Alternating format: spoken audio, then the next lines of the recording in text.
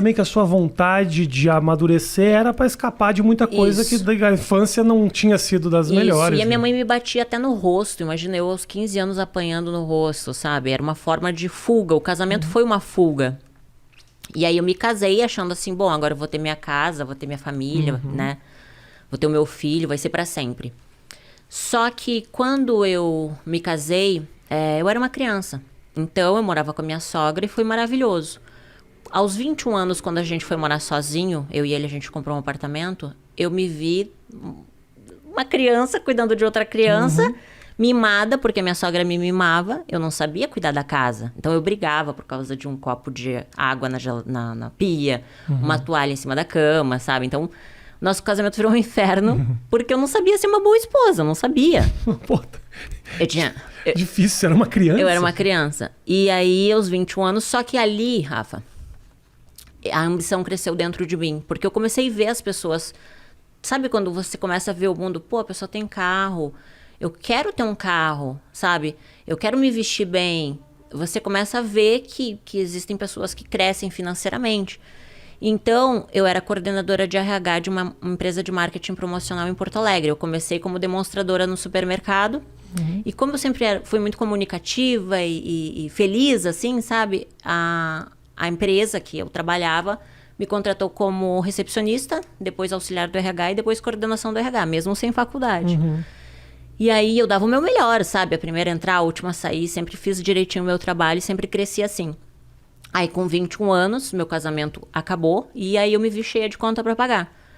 Na época, eu contratava meninas para fazer evento nas feiras. Perfeito. E aí, quando eu falei com uma amiga minha, que eu tava com uma crise financeira, ela disse, olha, eu tenho uma amiga que fechou numa casa noturna e ganhou R$500. Eu disse, pá, R$500? O que ela fez? Ela tirou a roupa? Então eu vou tirar a roupa. Claro.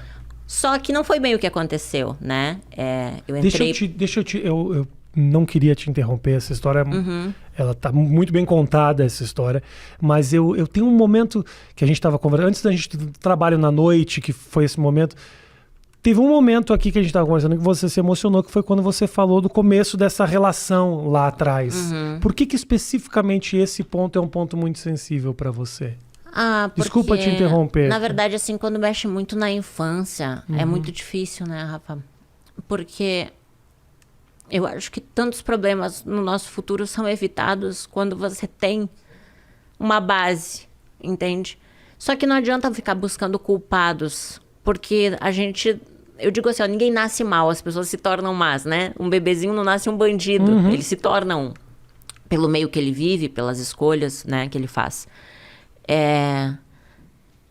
Com 21 anos, eu escolhi me prostituir. Aos 15, não eram as minhas escolhas, entende?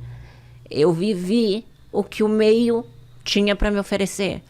Então, falar disso não é escolher, porque eu escolho as coisas ruins, eu vou colher as coisas ruins. Mas você já nascer no meio de coisas ruins é muito difícil. Claro. Então, falar disso é bem difícil, sabe? Quando eu fui fazer o livro Morri para Viver, foi muito difícil. Porque foi mexer em coisas que é difícil de falar. Pô, imagina você vai falar que tua primeira relação sexual foi com o teu meu irmão. Eu já declarei que o primeiro orgasmo que eu tive foi com o cachorro da vizinha aos 11 anos, porque a vizinha trouxe o cachorrinho pra fazer sexo oral em mim.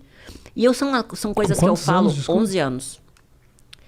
São coisas que eu falo, Rafa, por quê? Porque me trouxe culpa há muito tempo. Durante muito tempo, a culpa, ela tava me matando.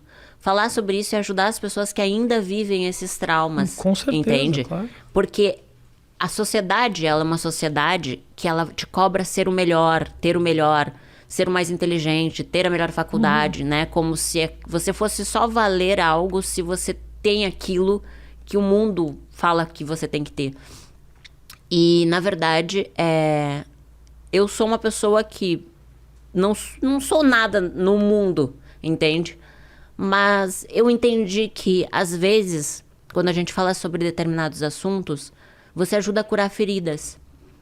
Quando você fala o que você sofreu, você tira um peso de dentro de você, você tira uma pedra que muitas vezes te leva à depressão. E você escondeu essas histórias durante muito tempo? Durante muito tempo. Então, hoje eu entendo, eu escrevendo livro, fazendo acompanhamento com psicólogo, com psiquiatra, eu consegui entender que, na verdade, muitas das minhas emoções estão relacionadas à minha infância, né? Estão relacionadas aos meus traumas, à rejeição. Eu sempre tive muito medo da rejeição. Então, eu já rejeitava com medo de ser rejeitada. Eu não conseguia ter relacionamentos duradouros com homens porque eu fui abusada sexualmente, então eu não conseguia confiar em homem.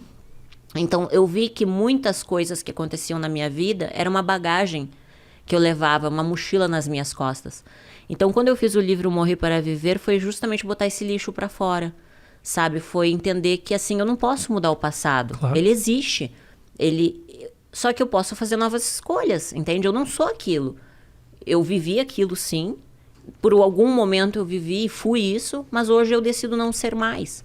E acho que é importante que você também entenda que foi um passado duro, que não dá para simplesmente desconsiderar de que você realmente sofreu, porque não basta só você falar, é você também entender o significado. Me parece que o fato de você entender que o seu passado foi duro faz com que você consiga olhar para frente melhor, porque também só contar essa história de uma maneira quase que não tivesse acontecido com você, também não sei se daria o mesmo resultado. Eu acho, Rafa, que todos nós, a gente tem um propósito, sabe? No mundo, sabe? Eu acho que Deus é vivo, que Deus existe. E Ele dá essa oportunidade pra gente, assim, de aprender. Eu acho que tudo que a gente sofre, a gente aprende. E hoje, olhando tudo que eu passei, eu vejo que mesmo a dor ensinou. Talvez se eu não tivesse passado por tudo que eu passei, eu não seria a pessoa que eu sou hoje, entende? Eu não teria os valores que eu tenho hoje. Eu precisei sofrer, eu precisei passar por tudo isso. Quando hoje eu converso com uma mulher que já passou abuso e ela ainda não conseguiu perdoar, eu consigo saber o que ela sentiu, entende? Não é fácil perdoar. É muito difícil. Você tem a sede de vingança, eu costumo falar que quando a gente tá com mágoa, a gente tá tomando veneno esperando que a pessoa morra. Então você tá criando vários tipos de doenças, tanto psicológicas quanto físicas, por alimentar esse sentimento ruim. Todo pensamento negativo torna com que o teu corpo crie uma reação e aquilo vai fazer mal pro teu corpo, pra tua mente, pra tua vida trava. E você só você pode fazer as escolhas, entende, Rafa? Você pode aceitar ou não, você tem que escolher. Todos os dias você vai plantar algo e a semente, ela não vai dar o fruto naquele dia. Talvez você vai colher daqui 10, 15, 20 anos aquilo que você plantou. Claro. Então, a gente tem que ter autorresponsabilidade também. E aprender a se perdoar. Porque a gente não é obrigado a saber se vai dar certo ou não. A gente vai ter que passar por aquilo. Às vezes a gente acerta e às vezes a gente erra. Então, a vida é um privilégio. Sim.